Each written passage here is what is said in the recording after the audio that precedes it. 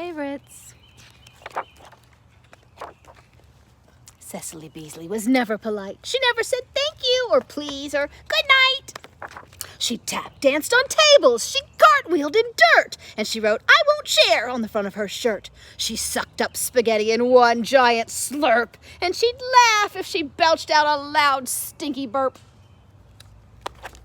But those aren't the worst things that Cecily did. That mannerless, cartwheeling, toy-hogging kid would stick out her tongue, put her thumbs in her ears, and make dreadful faces at teachers and peers. A boy named Bernard said, "You know, that's bad luck. If you do it too much, then your tongue might get stuck."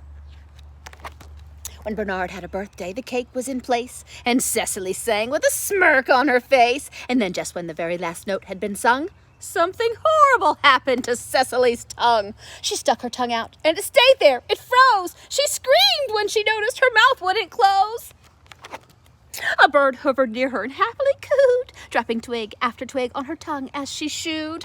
She ran home to her parents and yelled, "In the bed!" But a gruff, muffled gurgle was all that they heard. By then on her tongue a whole nest had been made, and the bird sat content on the eggs it had laid.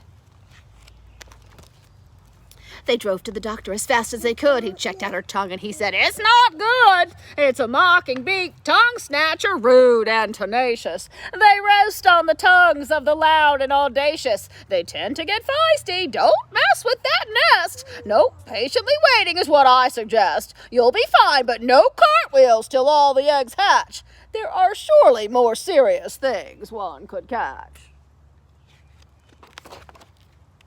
That bird scratched up Cecily's tongue with his toes. It chirped and its feathers got stuck in her nose. So she stayed in her bedroom for 13 days straight, till she finally went nuts from the bird's sitting wait.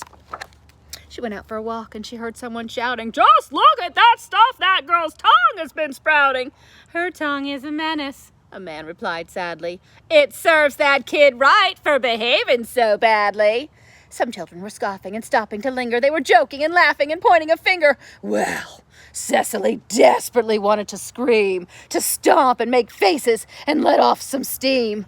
But toting this bird and its young on her tongue, the insults she'd normally sling went unslung. And then a chick hatched. It was out of its shell. Poor Cecily sighed, thinking all would be well. The chick raised its head, and the people could see it was looking at Cecily as cute as could be. Then it opened its mouth like it wanted to speak, and it stuck out its tongue from its little bird beak.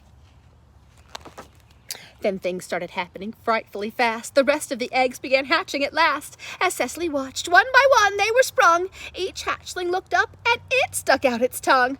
"Why, these rude little tongue snatchers," Cecily thought. "They ought to have manners. They ought to be taught." She thought about kindness and rudeness, and then she suddenly saw just how awful she'd been. It wasn't so funny. It wasn't so fun when somebody else was the tongue-sticking one. Cecily went home and she worked on a letter that would make both Bernard and herself feel much better. Her heart felt so happy and snappy and good. She planned to be nicer whenever she could. "Sorry I ruined your birthday." When at last all those tongue-snatching vagrants took flight, Cecily found that her tongue was all right. Just once she was tempted to make a mean face, but she struggled and squeezed out a smile in its place. Though she wasn't quite certain, she thought she had heard the sound of a mocking-beak tongue-snatching bird. Now Cecily Beasley is much more polite. She always says thank you and please and good night. The end.